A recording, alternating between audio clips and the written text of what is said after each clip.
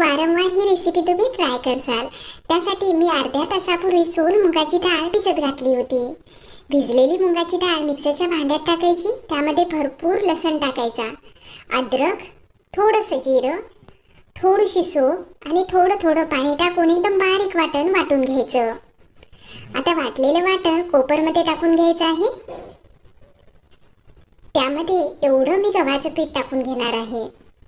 आता गव्हाच्या पिठाचं मुगाच्या डाळीचं प्रमाण तुम्ही कमी जास्त करू शकता.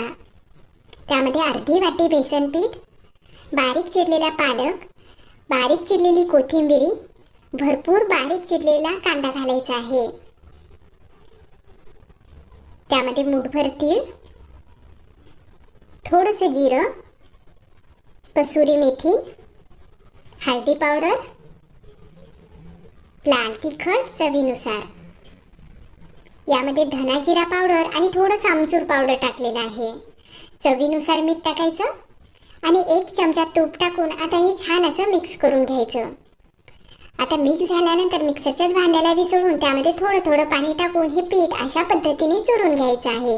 1 मिनिटापेक्षाही कमी वेळ लागते हे पीठ तयार करण्यासाठी. तर या ठिकाणी थालीपीठचं पीठ हे बनवून तयार आहे. अर्धी वाटी पाणी घेतलं आणि रुमाल हा ओला करून घेतला. ताटावर रुमाल आथरायचा, त्यावर पाण्याची थपकी मारायची, थालीपीठाच्या पिठाचा गोळा उचलायचा आणि अशा पद्धतीने हे थापून घ्यायचं. आता थापताना थोडासा पाण्याचा हात सुद्धा घ्यायचा आहे, म्हणजे हाताला पीठ हे चिटकणार नाही. जास्त जाडी नाही, जास्त पातळी नाही, अशा पद्धतीने थापून घ्यायचं आणि त्याला होल करून घ्यायचे चारी बाजूने.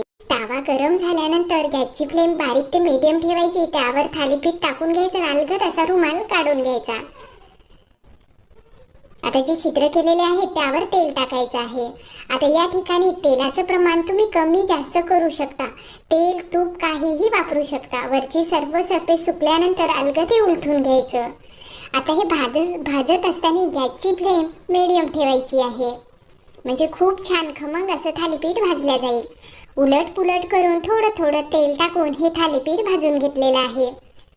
बनवायला खूप सोपं आहे आणि त्याहीपेक्षा खाण्यासाठी खूपच मस्त खमंग अशी रेसिपी आहे. या ठिकाणी थालीपीठ बनवून तयार झाले. त्यासोबत लिंबाचं लोणचं दिलं आणि मिरच्या सुद्धा दिलेल्या आहेत. आता दही सुद्धा देऊ शकता किंवा अजून कोणत्या चटण्या असतील ते सुद्धा तुम्ही देऊ शकता. आणि असं जरी खाल्लं तरी खूप मस्त चविष्ट असे हे थालीपीठ आहे. आता ही बनवायची माझी पद्धत तुम्हाला कशी वाटली?